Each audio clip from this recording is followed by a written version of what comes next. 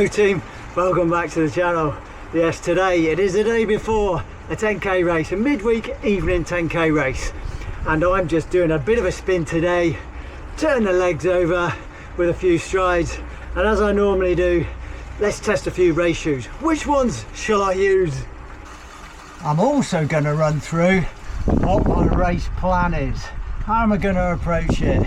Because I've been training over maybe 2 weeks now, trying to apply the Norwegian method. Previous video runs through the challenge I've had trying to identify what my threshold and sub-threshold is without a fancy lactate gatherer gadgets. So how shall I run the race? Shoes first then. I always have this conundrum which race shoes to wear. Comes down to 3 shoes for the 10k. I know I'm not going to wear my favourite shoes at the moment, the Mizuno Hyperwarp Pures. I'm saving those for 5k, so they're tucked up nicely in bed. Right, which ones are in scope?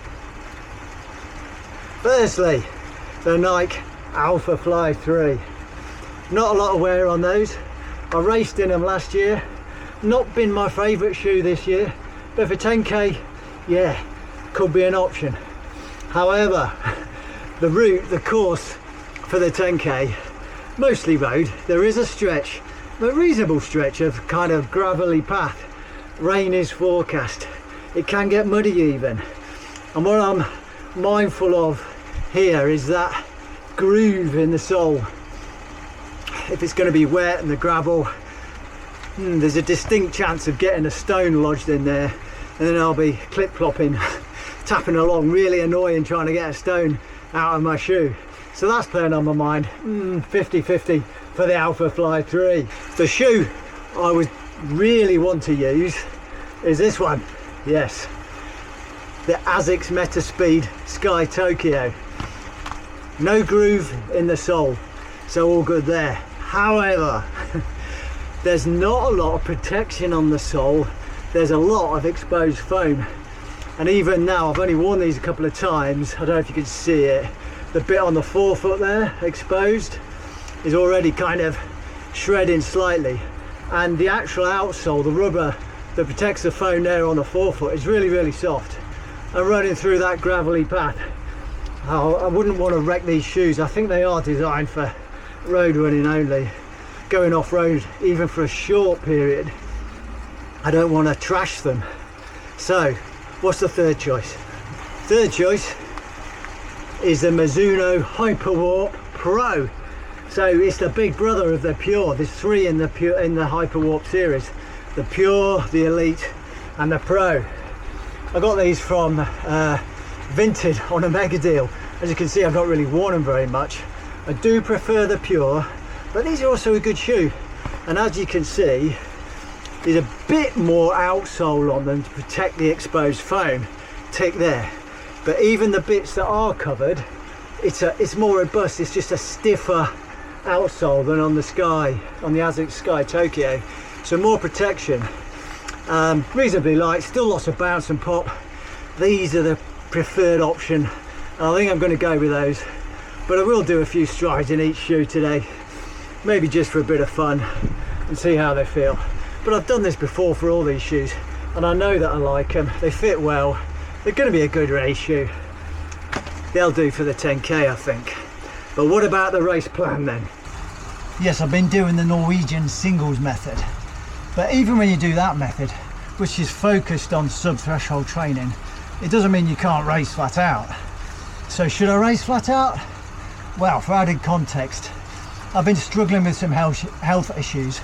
I won't go into the detail of that, it is what it is. And for 2 reasons, I may just dial back the intensity of this race, which is unheard of for me. And of course, I've got to remember, whatever plan I'm telling you now may get totally thrown out the window once I get a number pinned on. So what I want to do is a 2-lap course for 10k, and I've figured out what I think is my threshold pace and my sub-threshold pace. So the plan is, the first lap of 5k is to try and run it at threshold, not sub-threshold, threshold. So it's going to be hard, but it's not going to be a full-out race effort.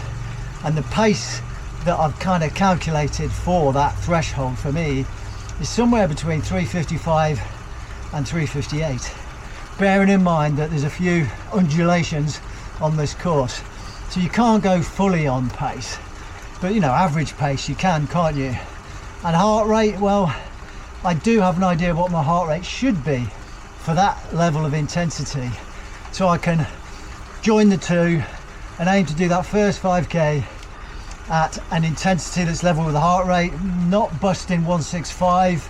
I think a race effort for me hovers around 175 to 180, and pace hopefully stick around 356, 357. So that's the plan for the first lap. Now, depending how I feel, if I'm feeling good, I'll ramp it up for a negative split. If I'm thinking this is meant to be threshold and I'm really struggling, then that accounts for the fact that maybe I'm not firing on all cylinders because of these health issues. So that's the plan. Pretty decent, hey? Oh, forgot to mention, the weather forecast is dire. It's been relatively cold and I've just not been able to get warm lately, but it's meant to be raining all day long and all evening and all night long. So it looks like we're going to get wet, but you never know, do you? Things could change. Same for everybody and all that jazz. Yeah, not great for filming though, is it? I do intend to film the race, but yeah, not good for cameras when you get rain everywhere. Let's see how it pans out.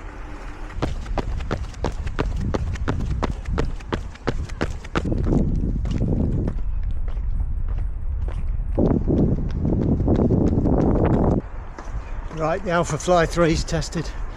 As normal, felt a bit clunky, not really feeling it. I loved them last year.